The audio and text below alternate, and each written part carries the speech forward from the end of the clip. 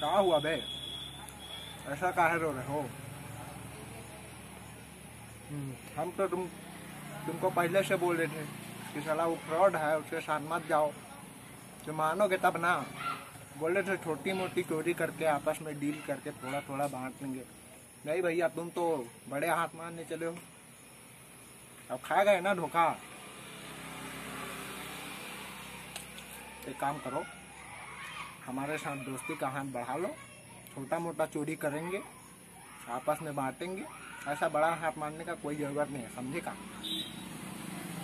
दोबारा उस फ्रॉड के पास ना जाइए, बता दे रहे हैं तुमको।